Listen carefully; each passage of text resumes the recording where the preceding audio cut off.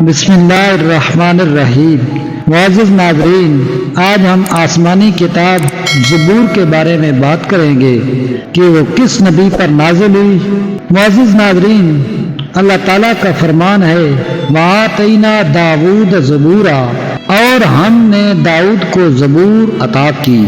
اللہ تعالیٰ نے آپ کو بنی اسرائیل کی رشد و ہدایت کے لیے زبور عطا کی، چنانچہ آپ نے شریعت موسیٰ کو از سر نو زندہ کیا، اسرائیلیوں کو راہ ہدایت دکھائی اور نور وحی سے مستفیض ہو کر معرفت الہی کو سیراب فرمایا۔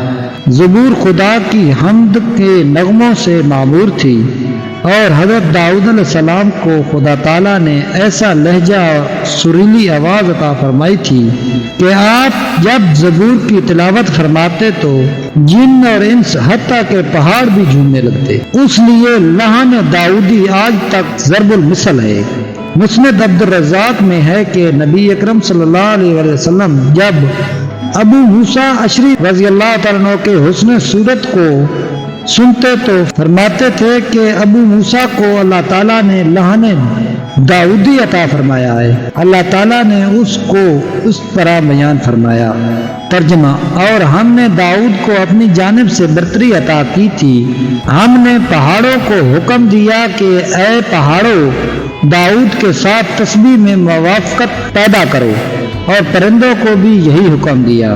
اس سے مراد وہ صفات ہے جو دوسروں سے زائد آپ کو عطا کی گئی ہیں۔ اللہ تعالیٰ نے ہر نبی اور پیغمبر کو بعض امتیازی صفات عطا کی ہیں جو ان کی مخصوص فضیلت سمجھی جاتی ہیں۔ آپ کو نبوت اور رسالت کے ساتھ ساتھ پوری دنیا کی سلطنت اور حکومت بھی عطا فرمائی، اور ایسی خوش آوازی دی کہ جب اللہ تعالیٰ کے ذکر اور زبور کی تلاوت میں مشغول ہوتے تو پرندے ہوا میں اڑتے ہوئے سننے کو جمع ہو جاتے تھے، اور اللہ تعالیٰ نے پہاڑوں کو حکم دیا کہ جب داؤد اللہ تعالیٰ کا ذکر کرے تو تم بھی وہ کلمات پڑھ کر لوٹاؤ۔ یہ پہاڑوں کی تسبیح جو وہ حضرت داؤد علیہ السلام کے ساتھ ساتھ کرتے تھے اس عام تسبیح کے علاوہ ہے جس میں کل مخلوق شریک ہے، جو ہر وقت ہر زمانے میں جاری ہے، جس کے بارے میں ارشاد ہے۔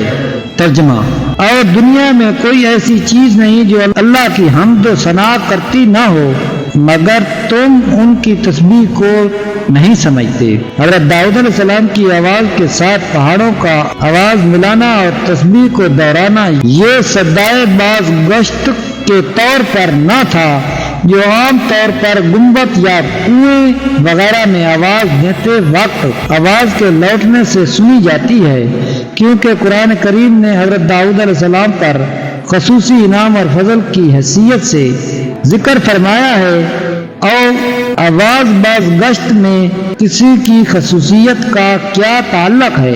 وہ تو ہر انسان چاہے کافر ہی ہو باز گشت کی جگہ میں اس کی آواز بھی لوٹتی ہے۔